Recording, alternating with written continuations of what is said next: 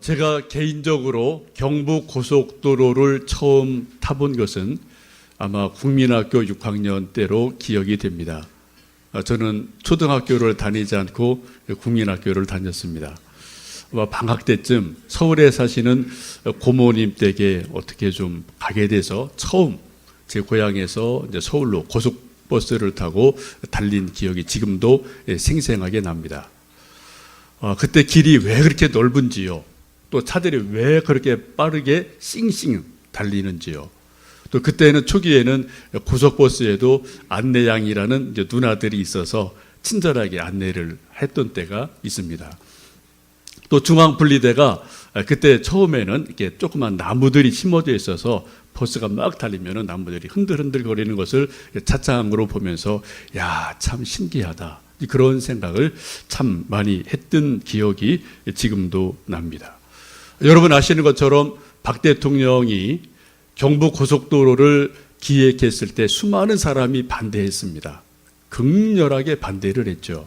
그런데 박 대통령이 나름대로 뜻이 있고 생각이 있어서 이 길은 꼭 뚫어야 된다, 해야 된다라는 강한 의지가 있어서 많은 반대에도 불구하고 경부고속도로를 뚫게 되고 지금 그것이 우리 한국의 대동맥이 돼서 큰 역할을 하고 있습니다. 만약 그때 그 당시에 많은 반대들이 있었기 때문에 대통령이 의지를 굽혀서 다음에 하지라고 포기를 했다면 아마 우리 한국의 근대화는 상당히 많은 시간 뒤늦혀져서 오늘의 한국이 있을 수가 없을 겁니다. 어쨌든 다행스럽게도 경부고속도로가 놓여지고 그것을 중심으로 사람이 오고 가고 물류가 오고 가면서 오늘의 한국이 이루어진 것을 우리가 다 누리고 경험을 합니다.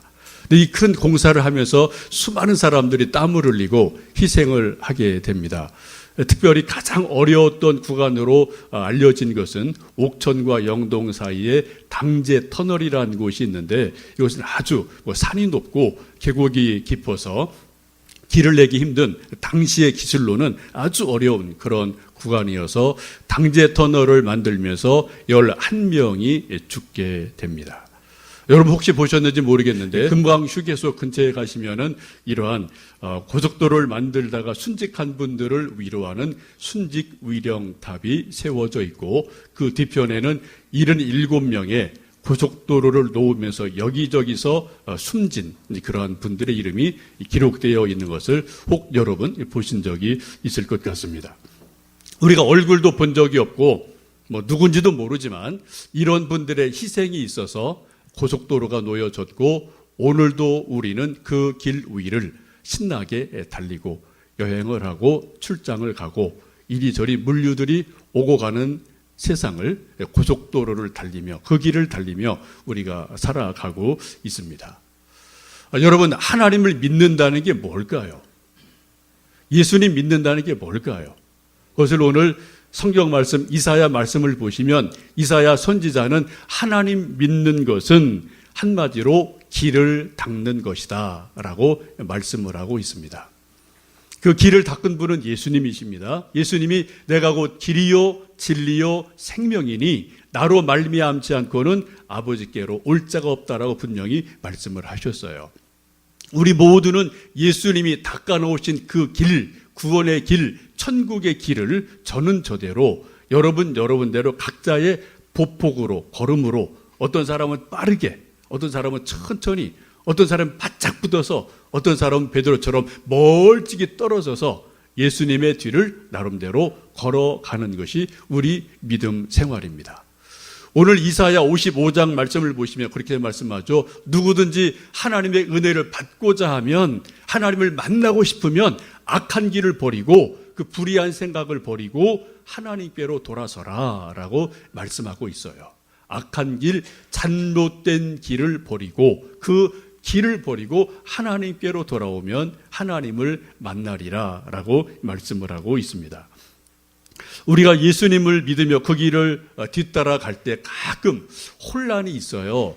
내가 걷는 길이 정말 잘 걷는 길인가? 이게 바른 길인가? 혹시 잘못된 길 걷는 건 아닌가? 라는 어떤 혼란이 있을 때가 있습니다. 하나님의 생각과 내 생각이 맞으면은 우리가 믿음의 확신이 생겨요. 기쁨이 있습니다. 근데 하나님의 생각과 뜻과 내 생각이 맞지 않으면은 우리 속에서 우리는 영적인 존재이기 때문에 갈등이 일어나게 돼요. 혹시 내가 이 길을 잘못 걷는 거 아닌가라는 혼란스러움이 우리 속에서 느껴지고 인지가 될 때가 종종 있습니다. 그래서 우리가 믿는다는 것은 하나님의 생각, 하나님의 뜻, 하나님이 만들어 놓으신 그 길을 우리가 똑바르게 뒤따라 걸어가면 믿음 생활을 잘 하시는 겁니다. 근데 그 길을 우리가 다른 곁길로 간다면 믿음 생활을 잘한다고 볼 수가 없게 되죠. 여러분, 하나님이 생각하시는 생각과 그 길과 우리 인간이 생각하는 길과 생각이 얼마나 차이가 날까요? 늘 같을까요? 성경은 그렇지 않다라고 말씀을 합니다. 오늘 함께 읽으셨던 말씀, 우리 8절, 9절 말씀을 함께 같이 좀 읽어보시겠습니다. 이는 내 생각이 너희의 생각과 다르며 내 길은 너희의 길과 다름이니라. 여호와의 말씀이니라.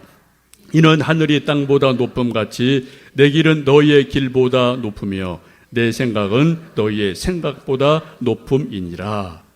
하나님 말씀하시기를 우리 인간의 생각과 길과 하나님이 생각하시는 생각과 길이 차원이 엄청 다르다. 근데 그 갭이 어느 정도요? 하늘과 땅 정도로 차이가 난다라고 말씀하고 있습니다. 근데 여기서 우리의 고민이 시작이 되죠. 하나님의 생각과 내 생각이 늘 비슷하면 문제가 없어요. 하나님의 길과 내 길이 비슷하면 고민할 것이 없습니다. 왜요? 비슷하니까 같이 가면 돼요. 오늘 말씀을 보시면은 하나님이 생각하시는 생각의 수준, 우리 인간의 생각 수준이 하늘과 땅 차이다라고 성경은 말씀합니다. 그래서 우리가 때로는 그 믿음의 길이 아득하게 느껴지기도 하고 내가 가는 길이 바른가? 잘못되진 않았나? 그런 갈등들이 문득 우리에게 일어날 수밖에 없습니다. 여러분, 하나님과 우리 인간의 존재 차이, 생각 차이, 그 여러 가지 스케일의 차이가 도대체 얼마나 될까요? 오늘 이사야 선지자는 하늘과 땅만큼 차이가 난다라고 말씀하고 있습니다. 이게 좀 실감이 잘 나지 않죠? 여러분, 이번 주에 이사야 계속 2장, 3장 말씀을 쭉 읽어 가셨을 겁니다. 제가 이번 주에 주어진 이사야 성경 말씀 읽다 제가 충격을 받았어요. 지금도 제 마음이 얼얼합니다. 야, 정말 그렇구나 라는 그런 충격 속에 아직도 제 마음이 이렇게 좀 아픈 얼얼한 그런 느낌이 있습니다. 이사야 40장 12절에 보시면 이사야가 하나님이 얼마나 크신지, 우리 인간이 얼마나 하찮은 존재인지를 이렇게 비유로 말씀합니다. 누가 손바닥으로 바닷물을 헤아렸느냐? 누가 뼘으로 하늘을 재었느냐? 하나님을 바다로 비유합니다. 우리 사람이 이 손바닥으로 바닷물을 푼다면 며칠이 걸리면, 몇 년이 걸리면 이 바닷물을 다 퍼서 바닥이 드러날까요? 여러분, 70억의 인구가 바닷가에 다 들어서서 손을 다 펴서 물을 열심히 바닷물을 땅으로 퍼낸다면 몇 년이 걸리면 바닥이 보일까요? 하나님이 그렇게 크시다는 거예요. 여러분, 또 비유를 합니다. 사람들이 손을 펴서 하늘의 넓이를 뼘을 잰다면 이게 몇 뼘이나 될까라고 인간들이 도전을 한다는 겁니다. 일단 여러분 예배 마치고 댁에 가실 때 한번 잠깐 하늘 보시고요. 한번 손을 펴서 하늘이 좀 몇 뼘이나 될까? 한 뼘, 두 뼘, 세 뼘 한번 재보시겠습니까? 여러분, 도대체 우리가 몇 뼘을 재면은 하늘의 넓이를 알 수가 있을까요? 지금 이사야가 그렇게 말씀을 하고 있어요. 도대체 사람들이 손바닥을 펴서 바닷물을 며칠을 푸면은 바닥이 나겠느냐? 바다를 알겠느냐? 사람들이 손을 펴서 하늘을 몇 뼘을 재면 하늘이 몇 뼘이구나, 100뼘이구나, 1000뼘이라고 이해를 할 수가 있겠습니까? 여러분, 이 말씀을 제가 읽고 묵상을 하다 제가 충격을 먹었어요.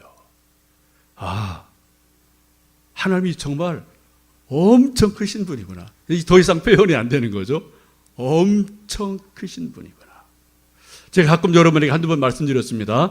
저는 성경을 100분의 1 모릅니다. 1000분의 1도 모릅니다. 10,000분의 1도 모릅니다. 라고 말씀드렸어요. 제가 말을 수정하기로 했습니다. 저는 성경의 100만 분의 1도 몰라요. 저 성경의 1000만 분의 1도 몰라요. 여러분 아십니까? 여러분, 우리 하나님을 도대체 이 손바닥으로 얼마나 풀면은 이 바닥이 날까요?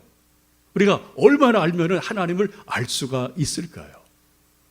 이사야가 그 말씀을 하는 것을 제가 월요일 날 아침에 새벽 기도 드리고 또 묵상을 하면서 그때 받은 충격이 지금도 제 가슴 속에 있습니다. 여러분, 우리가 성경을 읽다 여러분 가끔 충격 받으셔야 돼요. 라고 뭔가 충격을 받으신 일들이 있으셔야 돼요. 매번 성경이 그날이 그날이고 그날이 그날이면은 늘 좋은 것만은 아닙니다. 우리가 충격을 받을 때 우리 생각의 틀이 깨져버리거든요.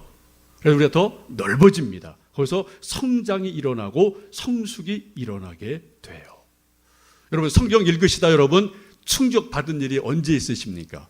그때 생각이 뭐가 바꿔지셨습니까? 여러분의 생각의 틀이 뭔가 바꿔지신 게 뭐가 있으십니까? 우리 믿음이 성장한다는 것은, 믿음이 성숙하다는 것은 하나님 말씀을 읽다가 하나님의 생각을 알고 있다가 이건 내 생각과 전혀 다르네 라는 것을 깨닫고 고민이 되죠. 갈등이 일어나죠. 그리고 하나님의 생각에 내 생각을 굽히기로 순종할 때 그때 믿음의 역사가 일어나고 믿음의 진보가 일어나게 됩니다. 우리 생각을 바꾸지 않으시면 여러분 절대로 믿음의 성장 없어요. 믿음의 성숙 절대로 일어나지 않습니다. 우리 생각의 틀을 바꿔주는 가장 중요한 게 뭡니까? 하나님의 기록된 말씀 성경책이거든요. 여러분 성경을 얼마큼 아십니까? 저도 성경 알죠. 제가 왜 성경을 모르겠습니까? 그러나 제가 성경 아는 깊이, 어떤 높이 이런 것들이 정말 하찮은 것이라는 것을 이번 주 이사야 말씀을 읽으면서 바다를 손바닥으로 퍼내는 것처럼 정말 작은 것이구나, 하찮은 것이구나라는 것을 깨달으면서 하나님 앞에 엎드리지 않을 수가 없는 그러한 시간을 가졌습니다. 여러분 제가 가끔 여러분 성경 정말 읽으십니까? 이번 주 읽을 구약 성경 이건데 읽으십니까? 주부에 내드리고 자꾸 읽으라고 좀 강제를 합니다. 권면합니다. 일일이 제가 전화 안 드리지만 성경 좀 제발 좀 읽으세요. 좀 따라오세요. 좀 같이 읽으세요라고 자꾸 권면해요. 성경 공부합시다라고 이제 권면하고 또 이번 주부터 여러 가지 성경 공부합니다. 하실 분들 하시면 좋겠어요. 왜요? 우리 성경을 펴서 읽지 아니하면 공부하지 아니하면 하나님의 생각을 알 도리가 없어요. 방법이 없어요, 여러분. 우리 학생들이 여러분 영어 공부한다고 옛날에 성문 종합 영어라는 두툼한 책이 있었죠. 그거를 들고 10년간 왔다 갔다 했어요. 여러분 성문 종합 영어 책 들고 10년 왔다 갔다 하면 영어가 저절로 다 깨우쳐지나요? 마스터 되나요? 아니요. 마찬가지입니다. 우리가 성경책 들고 10년간 왔다 갔다 하면 성경책 저절로 이해가 되나요? 깨달아지나요? 믿어지나요?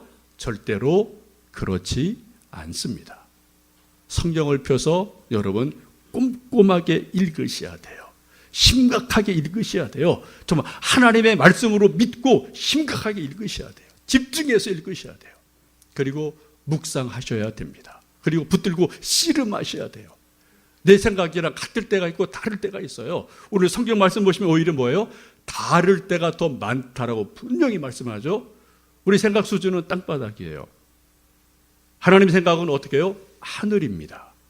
우리가 이것을 따라가려면 도저히 몸부림을 치지 않고는 땅에서 하늘로 올라갈 수가 없거든요.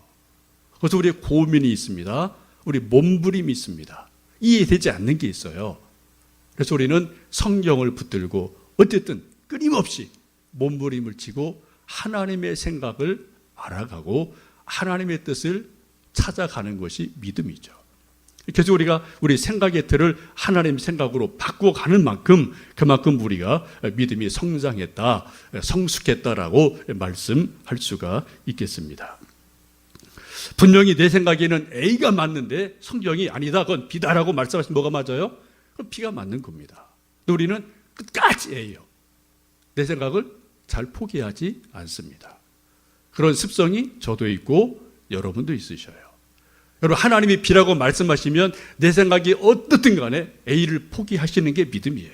그리고 내가 B를 동의하지, 내 B로 믿어, 내 생각 B로 다 옮겨라고 결단하는 것이 그게 믿음입니다. 그때 믿음이 성장이 일어나요. 근데 믿음의 성숙이 일어나고 하나님의 일하심, 하나님의 복주심, 하나님의 역사하심, 이런 것들이 내가 A에서 B로 생각을 바꿀 때, 그때 일어나는 것을 우리가 경험을 하게 됩니다. 우리가 믿음 생활을 하다 보면은 때로 지칠 때가 있습니다. 감사도 사라지고 기도도 식어지고 하나님의 뜻이 뭔가 좀 잘 헤아려지지 않을 때도 있어요. 뭐 누구나 다 그렇죠. 뭐 지극히 정상적인 것입니다. 그래서 우리가 가끔 기도할 때 하나님의 뜻이 무엇인지 하나님의 뜻 좀 알려주세요. 이런 것이 우리가 기도하는 중요한 기도의 내용 중에 하나입니다. 여러분 정말 하나님의 뜻 모르십니까? 아니요. 우리 성경만 척 펴면요, 하나님의 뜻이 여기 다 기록되어 있습니다. 우리가 때때로 기뻐하지 않고 슬퍼하고 낙심합니다. 감사가 없을 때가 많죠. 불평이 많을 때가 있습니다.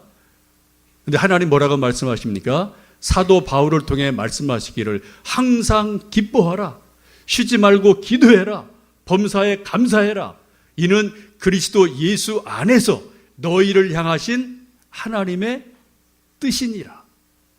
여러분 명확해요. 하나님의 뜻이 뭐라고요? 항상 기뻐하는 거예요.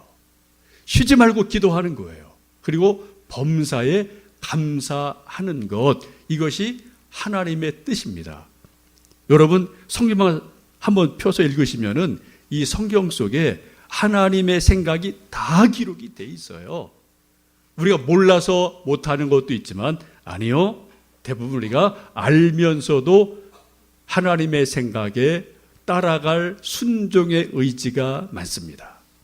그건 그거예요. 나는 납니다. 하나님의 생각을 우리가 알면서도 짐짓 내 생각을 포기하지 않는 일들이 우리 속에 얼마나 많은지 저는 저대로 여러분대로 있지 않나 싶습니다. 여러분 믿음이 성장하고 싶으십니까? 믿음이 성숙하고 싶으십니까? 다른 방법 없어요. 성경을 심각하게 읽으셔야 됩니다. 열심히 읽으셔야 됩니다. 하나님의 생각을 헤아려 보셔야 돼요.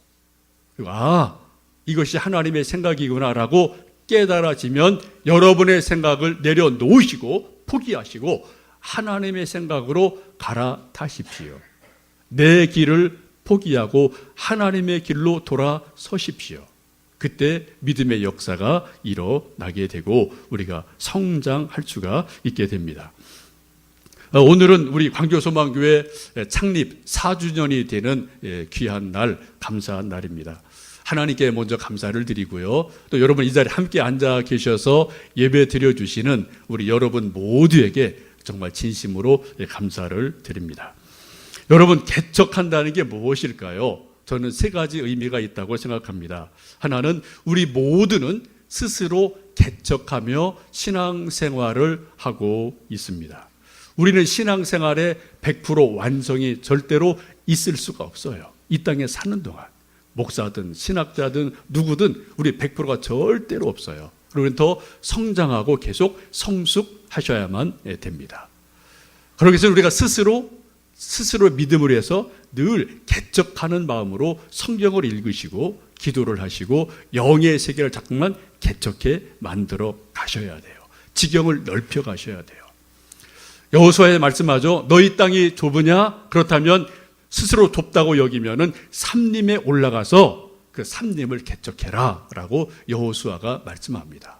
여러분 좁다고 생각하십니까? 그렇다면은 여러분 성경책을 펴시고 도끼를 들고 벌목을 하는 것처럼 성경 말씀을 여러분 공부하셔야 돼요.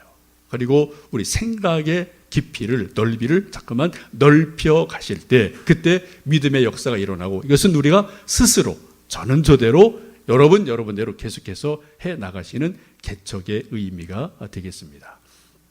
일반적인 개척은 우리가 잘 아는 것처럼 교회를 새롭게 시작했다, 우리 교회 같은 그러한 모습을 개척교회라고 이야기를 하죠. 개척은 새 순과 같고 새 싹과 같아서 연합니다. 부러지기 쉽습니다. 여러 가지 부족함이 많이 있어요. 그러나 그 속에 엄청난 하나님의 가능성이 숨어 있기도 한 것을 봅니다. 하나님 보시면 2000년 교회 역사 중에서 늘 개척을 통해서 하나님의 교회를 세우셨어요. 여러분 사도 바울의 어떤 선교지를 가보시면 교회 지금 없어요. 그죠? 돌덩어리만 몇 개 여기저기 뒹굴고 있습니다. 2000년에 그것도 엄청난 교회들이거든요. 뒤에 성경에 다 기록되어 있잖아요. 근데 그런 교회들이 다 지금 역사 속에서 사라지고 또 다른 교회가 세워지는 일들은 반복되고 하나님 일하시는 역사의 법칙인 것을 봅니다. 주님 오실 그날까지 교회는 계속해서 개척되어져야 되고, 개척교회는 계속해서 이곳저곳에서 만들어져야 됨에 틀림이 없습니다. 또 하나, 세 번째 개척의 의미는 주님 오실 길을 예비하는 것이 개척이기도 합니다. 세례 요한은 예수님이 오실 길, 초림의 길을 광야에 외치는 자의 소리로 준비를 했다면, 이 시대 우리는 예수님이 다시 오실 길, 재림의 길을 예비하면서 주님 오실 길을 준비하는 것이 이 땅에 있는 모든 교회들이 개척하는 마음으로 주님 오실 길을 준비하는 것, 이것이 개척인 줄로 믿습니다. 여러분, 우리 주변에 수많은 교회들이 있습니다. 여러분 사시는 집 근처에도 이 교회 저 교회 있고요. 또 비교적 멀리서 오신 분들 이 교회에 오시다 보면은 이곳 저곳에 교회들 참 많습니다. 제가 한번 좀 여러분에게 질문을 드리고 싶어요. 궁금하기도 하고 감사하기도 해서. 여러분 주변에 큰 교회, 작은 교회, 이 교회, 저 교회 많이 있는데 왜 하필이면은 광교 소망교회에 오셨습니까? 왜 이 시간 저기에 앉아서 함께 예배를 드리며 개척 4주년을 기념하고 감사하고 생각을 하고 있을까요? 제가 볼 땐 셋 중에 하나라고 생각이 듭니다. 한번 여러분 1, 2, 3, 세 번 중에 세 가지 중에 어떤 건지 한번 스스로 한번 좀 답을 내려보시면 좋겠습니다. 첫 번째, 1번. 그냥 이 길 저 길 오고 가다 보니까 교회가 보여서 그냥 왔다. 그럴 수 있죠. 저는 그런 분 너무 감사해요. 이 주변에 큰 교회도 참 많고 이 교회 되게 많은데 그냥 이 길 저 길 오고 가다 차 타고 이렇게 버스 타고 가다가 뭔가 떡 보였어요. 그래서 한번 가보자. 그래서 그냥 오셨어요. 여러분 정말 그런 분 너무 감사합니다. 환영합니다. 정말 진심으로 환영을 해요. 좀 그런 분들 좀 많았으면 좋겠어요. 두 번째는 여러분 부모님이나 여러분이 혹은 가족이 나는 한번 개척을 하고 싶어, 개척교회를 섬기고 싶어, 그런 기도를 혹 여러분이 하신 일이 있는지 모르겠습니다. 저도 4년 전에 개척을 해놓고 이런저런 고민과 기도가 많았습니다. 왜 내가 개척교회를 하게 됐지? 왜 제가 번민이 없고 왜 제가 고민이 없겠습니까? 제가 기도 중에 제 지나간 세월을 계속해서 리마인드하고 생각을 더듬어 보았어요. 내가 혹시 개척교회에 대해서 기도한 적이 있나? 제가 가만히 제 지나간 세월을 돌아보니까 제가 개척교회에 대해서 기도한 게 있더라고요. 근데 저 심각하게 기도 안 했습니다. 금식하며 하나님 저 개척할 테니 좀 도와주세요. 그런 기도 저 한 적이 없어요. 돌아보니까 살짝 서너 번 했어요. 제가 기존 게 어디 이렇게 트라이에서 될 듯하다 안 되고 될 듯하다 이런 일이 뭐 누구나 다 목사는 경험하는 거거든요. 그런 과정을 거치면서 하나님이 혹시 나를 개척으로 인도하시려나 그런 생각이 들어서 하나님 혹시 기회가 되면 하나님의 뜻이라면 개척할 수도 있겠습니다 라고 제가 아주 살짝 기도한 게 서너 번이 있더라고요. 하나님은 귀가 엄청 밝으신 분이에요. 하나님은 기억력이 엄청 좋으신 분이에요. 우리가 살짝 말하는데요, 하나님은 다 들으셔요. 우리는 까먹었는데요. 하나님은 기억하고 계셔요. 하나님의 때가 되면 우리가 기도했던 것으로 이끌어 가시는 것을 우리가 인생을 살다 볼 때가 있거든요. 그리고 깜짝 놀랄 때가 종종 있습니다. 세 번째는 우리의 의지와는 상관없이, 우리 뜻과는 상관없이 하나님의 일방적인 주권으로, 하나님의 의지로, 하나님의 뜻이 계셔서 우리를 개척교회로 이끌어 오실 수도 있습니다. 이사야가 선지자 역할을 하죠. 얼마나 힘든 일입니까? 눈물이 있습니다. 반발이 심합니다. 고통이 있습니다. 참으로 하나님의 선지자 역할이 쉬운 일이 결코 아니죠. 때로는 죽기도 하거든요. 이런 선지자 일을 감당하다가 하나님, 내가 왜 선지자가 돼서 이렇게 고생을 합니까? 왜 이렇게 힘이 듭니까? 라고 왜 번민이 없었겠어요? 근데 하나님이 어느 날 이사야에게 특별한 깨달음을 주시게 됩니다. 이사야 49장 1절에 이렇게 말씀하죠. 여호와께서 태에서부터 나를 부르셨고 내 어머니의 복중에서부터 내 이름을 기억하셨도다. 어느 날 이사야가 기도하다 문득 깨닫는 것이, 하나님이 나를 태중에서부터 나를 선택하셨구나, 택정하셨구나, 그래서 나를 선지자로 삼으셨구나 라는 것을 깨닫게 되며 사명감을 인식하게 됩니다. 사도 바울도 마찬가지죠. 자기가 사도가 된 것을 이렇게 갈라디아에서 고백을 합니다. 내 어머니의 태로부터 나를 택정하시고 그의 은혜로 나를 부르셨도다 라고 말씀을 하셔요. 사도 바울이 이방인의 사도가 된 게 뭐라고요? 자기 결정이 아닙니다. 자기 선택이 아니에요. 하나님께서 나를 모태로부터 나를 택정하셨다, 나를 선택하셨다라고 말씀합니다. 이것이 성경에서 말하는 소위 예지, 예정, 논이라는 것입니다. 내가 알기 전에, 내가 있기 전에 하나님이 나를 아셨어요. 나를 먼저 선택을 하셨어요. 택정을 하셨어요. 그리고 우리를 하나님의 뜻을 따라서 이곳에 저곳에 우리를 놓으시는 것을 보게 됩니다. 여러분, 기가 막힌 일이 아닙니까? 내가 있기도 전에, 태어나기도 전에 하나님이 나를 아시고 태중에서 나를 선택하셨다고요. 여러분, 우리 하나님 믿는 사람에게는 우연은 결코 없습니다. 하나님 믿는 모든 사람에게 있는 것은 하나님의 섭리만 있을 뿐이에요. 하나님의 경륜만 있을 뿐이에요. 하나님의 주권만 있을 뿐입니다. 그리고 우리는 다만 그 하나님의 주권에, 경륜에 순종할 뿐입니다. 여러분, 개척한다는 것은 길을 만드는 사람입니다. 여러분이나 저나 모두 다 어쨌든 개척교회에 오셨고 우리 모두는 길을 함께 만들어가는 하나님의 사람들입니다. 이미 길이 닦여진 교회도 많습니다. 큰 교회 가면은 건물, 시스템 이런 것 저런 거 다 갖춰져 있어요. 그냥 걸어가면은 쉽게 걸어갈 수 있습니다. 뭐 밥으로 비유한다면은 밥상 다 차려진데 그냥 숟가락만 가지고 가면 그냥 얼마든지 밥을 먹을 수가 있어요. 그러나 개척교회는 길이 없는 곳에 길을 만들어 가는 겁니다. 그래서 눈물이 있어요. 땀이 있어요. 거기도 가끔 혼란이 있습니다. 여러분, 다 된 밥에 숟가락을 가지고 가는 것이 아니라 어떻게 해요? 쌀을 씻고 다시 밥을 만드는 게 개척교회예요. 그래서 그것을 같이 나누어 먹는 게 개척교회이기도 합니다. 그렇기 때문에 그 과정에서 눈물이 있습니다. 땀이 있습니다. 갈등이 있습니다. 약간의 혼란이 있을 수가 있어요. 그것은 지극히 당연한 일임에 틀림이 없습니다. 우리 모두는 이 길 저 길을 걸어가는 길을 걷는 순례자들입니다. 천국에 이르는 순례의 길을 저는 저대로 우리 모두 같이 걸어가고 있습니다. 어떤 분은 다 만들어진 좋은 길을 평안히 걷습니다. 그것도 은혜고요. 그것도 나름대로 좋은 하나님의 은총임에 틀림이 없어요. 근데 어떤 분은 굳이 길이 없는데 내가 좀 길 좀 내보겠다고 땀을 흘리고 눈물을 흘리고 애를 쓰면서 길 없는 광야에서 길을 만들고 그 길을 함께 걸어가자라고 또 외치고 함께 걸어가고 땀 흘리는 사람들도 있습니다.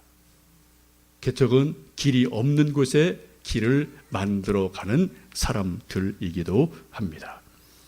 사도 바울이 디모데후서 4장에서 이렇게 유언처럼 고백을 합니다. 나는 선한 싸움을 싸우고 나의 달려갈 길을 마치고 믿음을 지켰으니 이제후로는 나를 위하여 의의 면류관이 예비되었다라고 고백을 합니다. 우리 역시 마찬가지인 줄 압니다. 나의 달려갈 길을 달리고 믿음을 지키고 선한 싸움을 다 마쳤을 때 그때 우리에게도 사도 바울의 고백 같은 의의 면류관이 쓰여질 줄로 믿습니다. 여러분, 우리 개척교회 함께 동행해 주시고 오신 것 정말 감사드리고요. 개척의 길을 다 마치게 되면은 13절에 있는 말씀, 그런 말씀이 있죠. 잣나무는 가시나무를 대신하여 나며 화석류는 찔레를 대신해서 날 것이다. 그 길이 다 달리고 나서 마지막이 되면은 뭔가 변화가 일어나게 돼요. 가시나무가 잣나무로 변하게 되고 찔레나무가 화석류로, 꽃이 피는 나무로 변화되리라고 말씀을 하고 있습니다. 먼저 개척 4주년 맞이해서 하나님의 은혜에 감사드리고요. 또 개척하는 동안에 여러분 함께 동행해 주시고 동참해 주셔서 함께 눈물 흘려 주시고 함께 기도해 주시고 함께 땀을 흘려 주시고 함께 힘이 되신 여러분에게 감사합니다. 다시 한번 바라는 것은 주님 오실 그날까지, 하나님 나라 세워질 그때까지 우리 서로 힘을 모아 주시고요. 같이 서로 용납해 주시고요. 함께 기도하면서 내 생각이 아닌 하나님의 생각을 붙들고 찾아가고 그 높은 뜻을 이뤄가기까지 하나님 영광을 바라보고 우리가 가야 될 길 없는 곳에서 길을 만들어가는 복된 삶을 함께 걸어가시고 그 길에 함께 동참해 주시기를 간곡하게 부탁드립니다. 함께 기도하겠습니다.